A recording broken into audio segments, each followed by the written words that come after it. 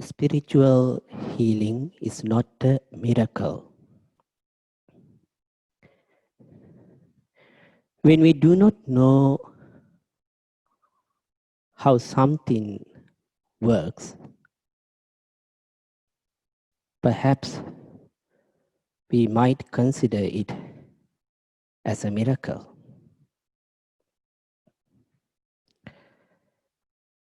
If you were to talk about airplanes that carry hundreds of people and tons of heavy loads, to those people who lived few hundred years back, probably those people would have thought it as a miracle. But today, we do not think the reality of the airplanes as a miracle. The reason is we know the science behind this process. So it is no more a miracle to us. In the same manner, if we can understand how spiritual healing is possible, and if you understand how it works, it's not a miracle. Buddhist spiritual practices that involve in healing has psychological, spiritual, and karmic aspects to it.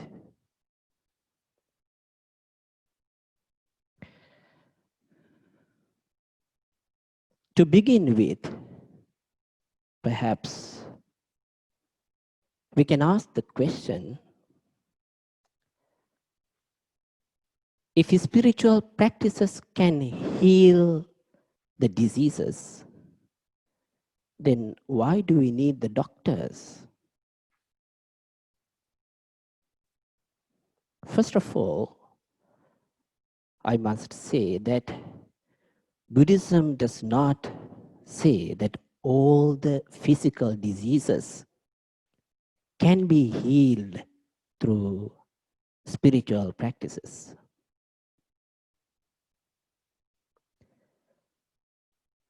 There are some physical diseases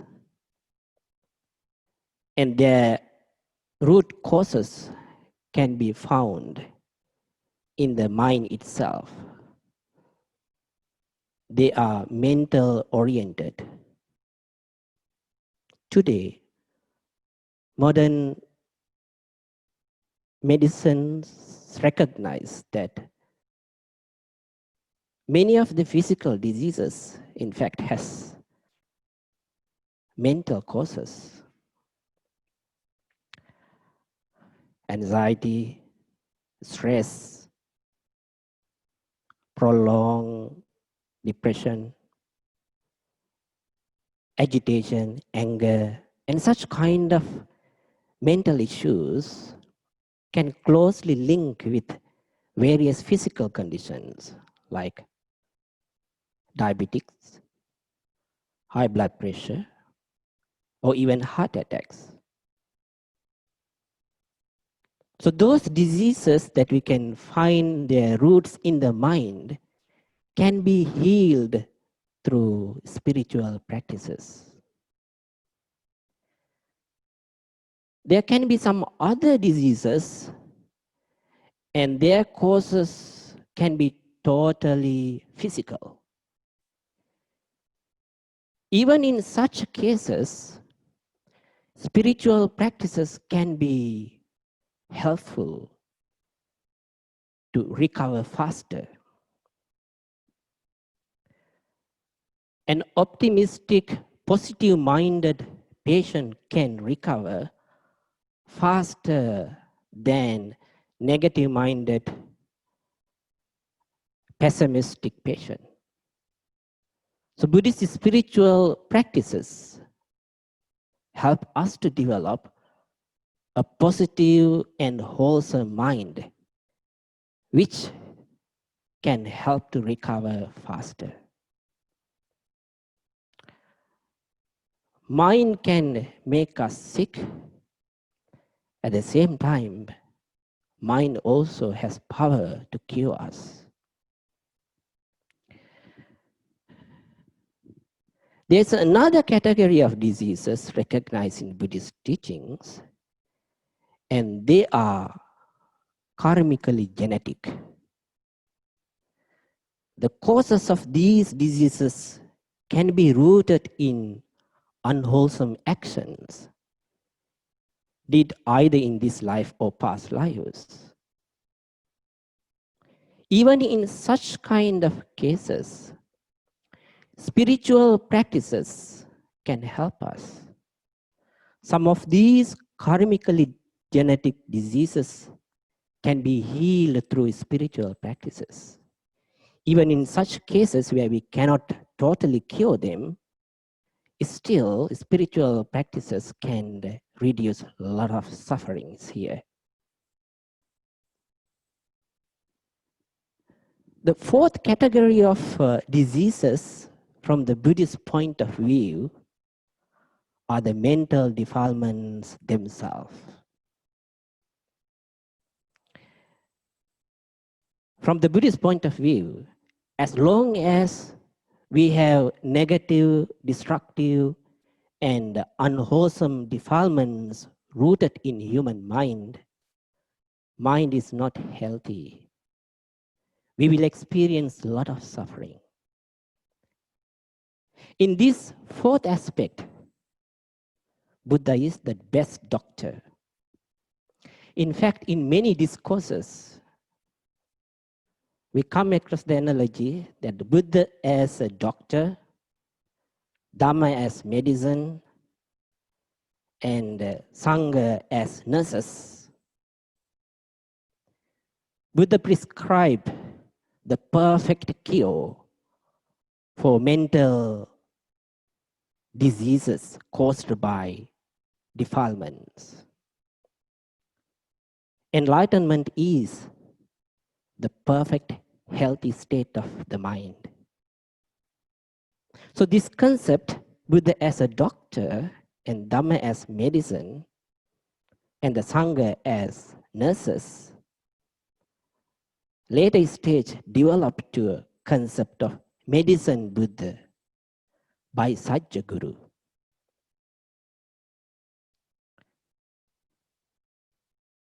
Now, before we proceed further, let's also see how Buddha himself used his great wisdom and his spiritual powers and abilities to overcome the diseases.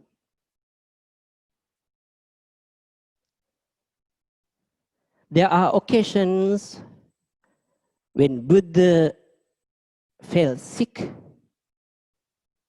He took the medicines from the doctor. Once he had his stomach upset, and Dr. Jika attended him and cured him. Another occasion, when his foot was injured as a result of Devadatta's attempt to kill him, Dr. Jika treated him. Buddha himself, as well as the monks, when they physically sick, they took the medicines from the doctors. There are also occasions where Buddha used his psychic power to cure himself. Once, when he was in Belua village, he fell sick. He was gravely sick and almost about to die. Then he thought to himself, it is not proper for me to pass away without addressing my disciples, the community of Sangha. Then he overcame his physical sickness using his psychic powers. And then he assembled the monks to assembly hall and then declared, in another 3 months' time, the Tathagata will pass away, will attain to final Nibbana. So there were occasions where he used his own psychic powers to overcome the physical diseases. Buddha also used his spiritual power to help others to recover from certain diseases. Once when Princess Suppavasa was suffering from her unusual pregnancy, according to the sutta, she was pregnant for 7 years. And on the 7th year, she started to have labor pain, but she could not give birth. For 7 days, she was having acute pain and suffering. During this difficult time, she taught the great virtue of the Buddha, Dharma, and Sangha. Princess Suppavasa had great faith in the Triple Gems.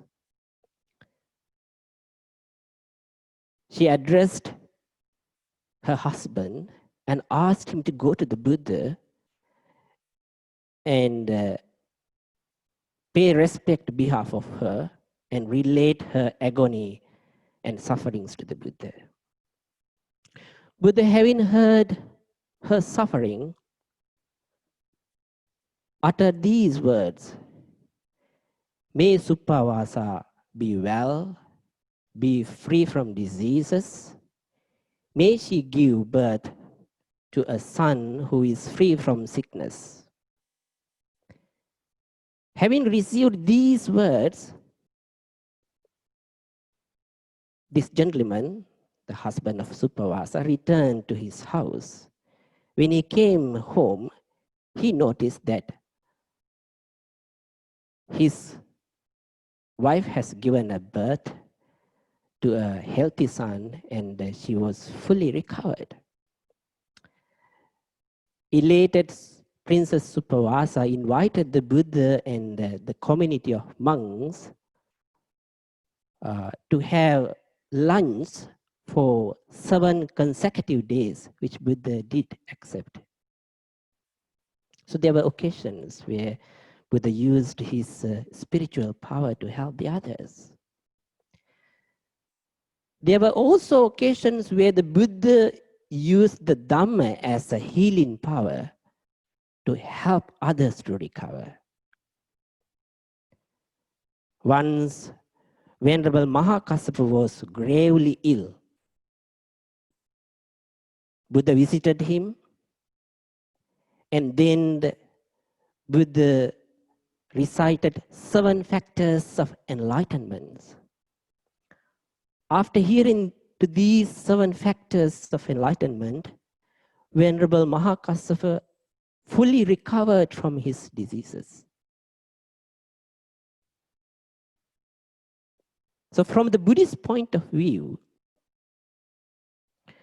spiritual healing is possible, and it is not a miracle, but we do not recognize that spiritual practices can heal all the diseases, but rather spiritual practices or healing should be complementary to the medicine. So ideally, while taking medicines from the doctor, we also can engage in spiritual practices to heal our mind. So when both body and the mind receive proper medicines, and then we can achieve good health. Now, let's ask the question, what do Buddhist monks do when they are invited to visit patients in the hospitals? In different Buddhist traditions, Buddhist monks may adopt various ways and methods to help the patients to recover faster. But generally speaking, all these practices can be divided into three broader sections: chanting, conditioning the mind in a positive way, and meritorious actions. Chanting is one of the popular Buddhist practice.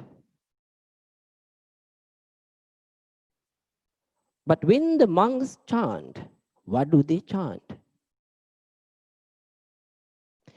If you know the meaning of these chanting, you will easily recognize, in fact, Buddhist monks, they use the discourses of the Buddha. And inside this chanting, what is being chanted is the Dhamma. At the end of the chanting, the monks will utter the words like, with the power of this truth, may you recover faster, may you recover well. Because Dhamma is the ultimate truth, and we uphold this truth. So this is exercising the spiritual power of the truth. For the chanting to become an effective healing power, there are some necessary conditions.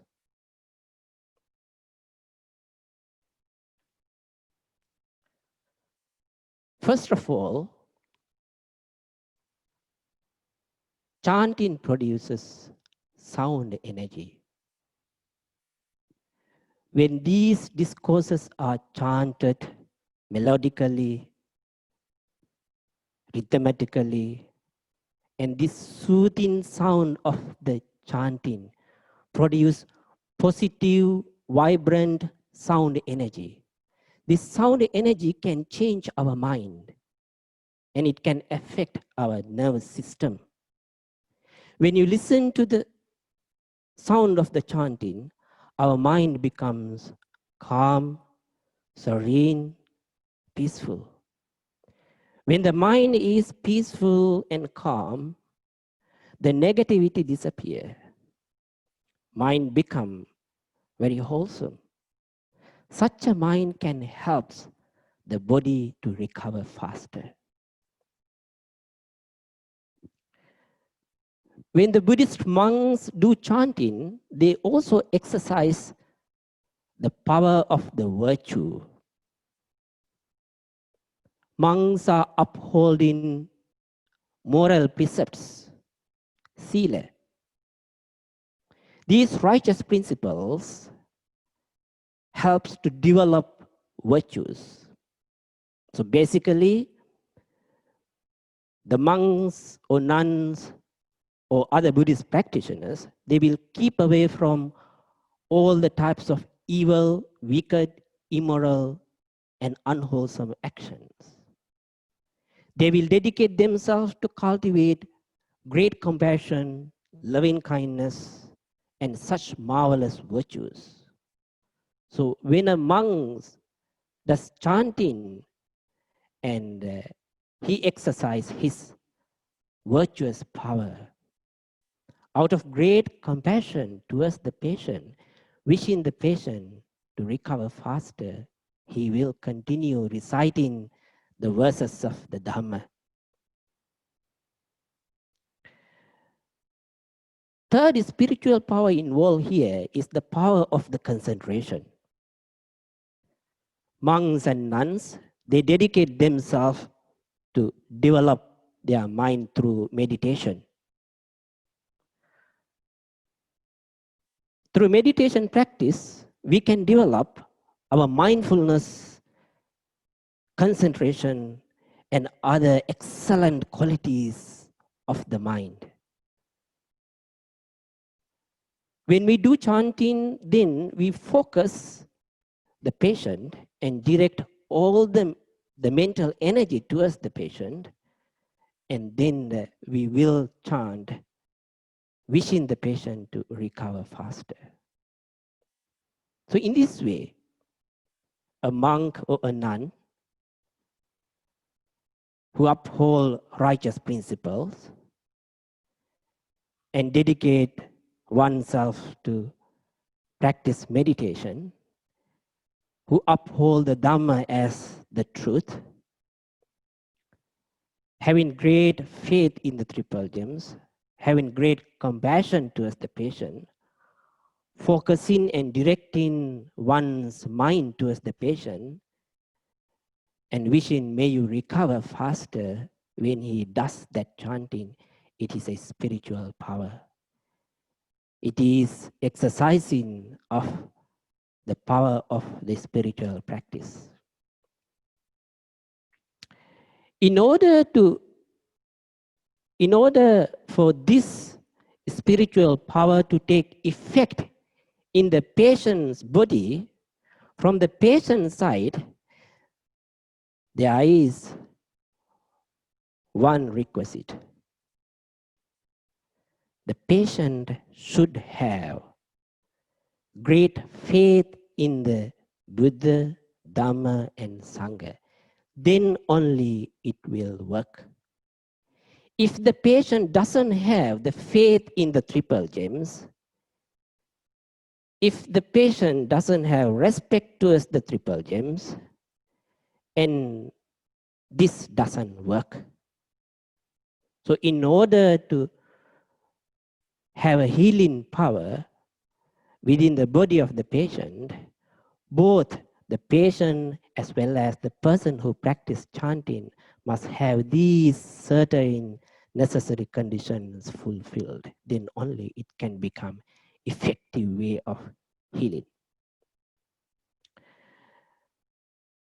When we are invited to visit the patients in the hospitals, we also use various ways to condition the mind of the patient in a positive and wholesome way.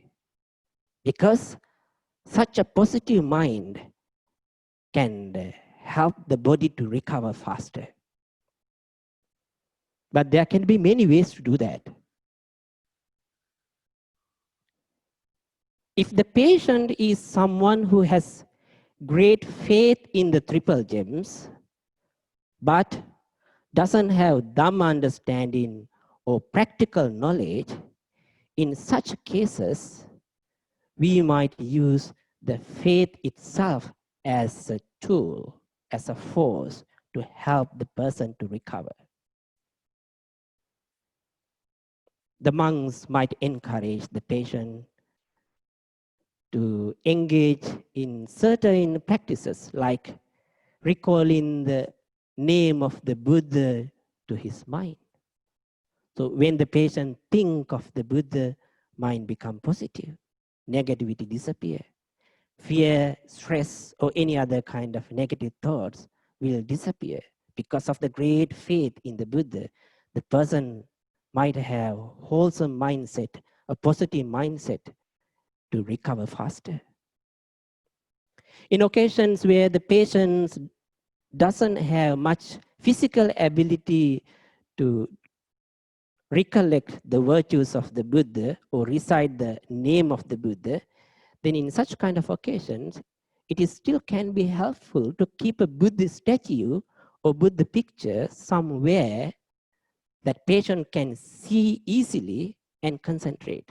So through that, he can still develop his mind based on the virtue of the Buddha.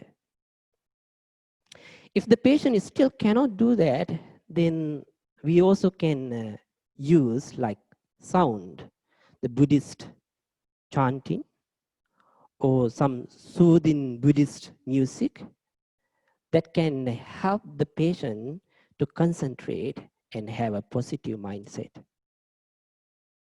Well, if the patient is someone who has Dhamma understanding, then we can encourage the patients to reflect about the Dhamma.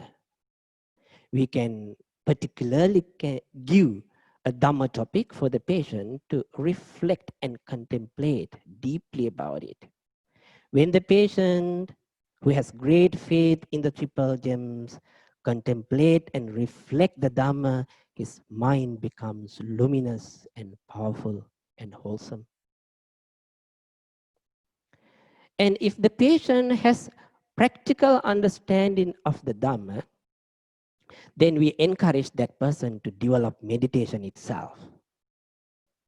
While lying down in the hospital bed, we will encourage the patient to develop meditations like loving kindness or mindfulness.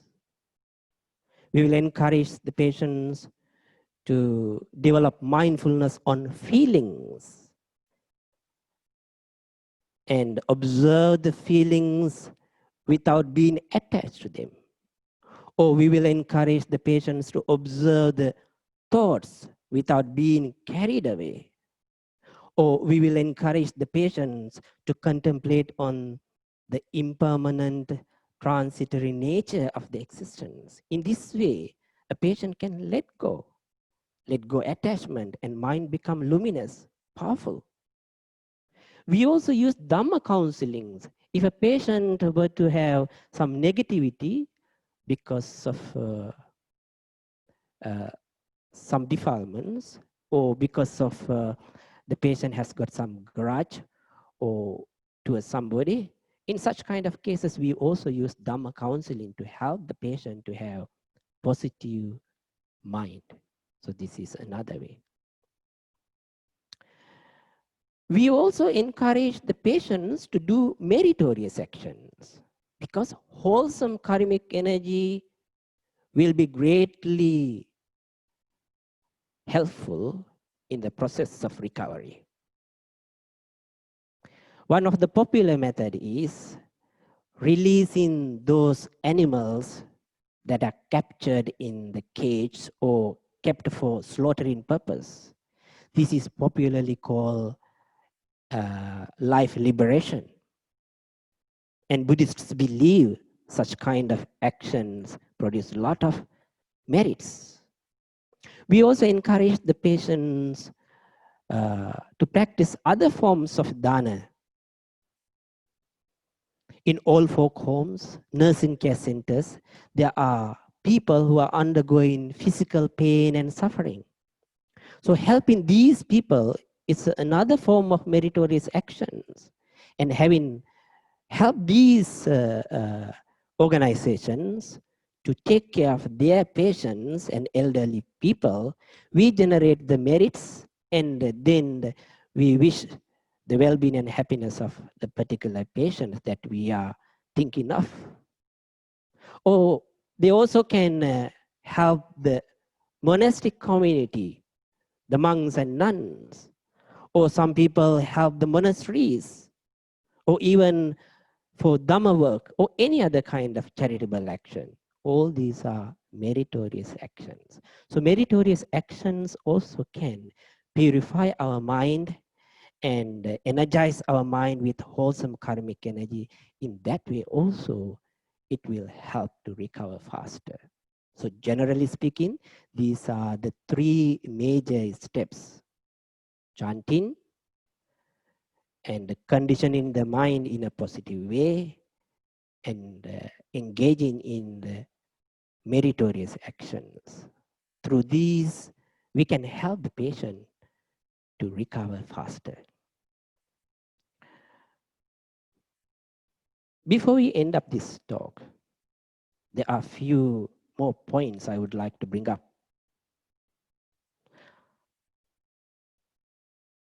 If you were to ask the question, can we ask the help from spiritual beings like great Bodhisattvas and Devas when someone is sick? Such practices are encouraged in Buddhist teachings. And such practices can be greatly helpful as well. When someone is sick, and relatives and friends, sometimes they go to the temples, monasteries, and other religious places, and they might engage certain meritorious actions, and then they will ask the help from the great Bodhisattvas and from the Devas to help their particular patients to recover faster. And such spiritual practices are encouraged. You can do that. You are not without help. In fact, this is a common element in all the religions. So in Buddhist teachings too, we have this practice as well. There are also some misunderstandings related to this Buddhist spiritual healing practices. I have personal experiences. At some occasions, people invite us to visit the patients in the hospitals, but they have a different understanding. They will ask us to do chanting for the patient to die peacefully. In fact, this is a misunderstanding. In Buddhist teachings, if a Buddhist monk were to have even a thought like, may you die, in such kind of thought can be a great offense, violating a major precept. So when you ask a monk to do chanting for a particular patient to pass away, that is in fact very much against the Buddhist principles. So usually monks will not do that. Even at the moment of the death, and the monks knows the person is dying, but still we will have the mindset that may you be well, may you be happy. So all the monks will do chanting or other spiritual practices without of great compassion towards the patient, wishing the patient the recovery from the sickness. But there can be a Buddhist practice where a dying person may want to see a monk. And that is a Buddhist practice that goes back to the time of the Buddha itself. A Buddhist practitioner who has got great faith in the triple gems, at the last minute in his life, he will still wish to see the monks or hear the Dhamma. And that's a wholesome practice. And when a monk or a nun were to visit such a patient who is dying, and at that time, they might do some chanting or some counseling or whatever appropriate for the moment. But this practice is to help the patient to have positive, wholesome mind at the moment of the death. But a monk or nun will not have any wish for the patient to die, or they will not have such kind of thoughts. And another important point here, if you were to invite a monk or a nun to go to hospital or visit a patient, you should make sure the patient has faith in the triple gems. If the patient doesn't have faith in the triple gems, if the patient does not like to see the monks or nuns, and if the patient have what is it called, a kind of negative thoughts and feelings towards the religion, towards Buddhism or practices, even though the relatives has got a different understanding and wholesome thoughts, inviting a monk or nun to visit the patient may not be helpful. And perhaps maybe that is totally wasting of time. There are occasions we understand it, but still we do that. It is because we have compassion for living relatives. So in such kind of occasions, we still go to the hospitals, we still do some chanting and our duty. And the intention here is to relieve suffering psychologically from the mind of the relatives who are there. So I think this much is enough as a talk. So we can open this for Q&A.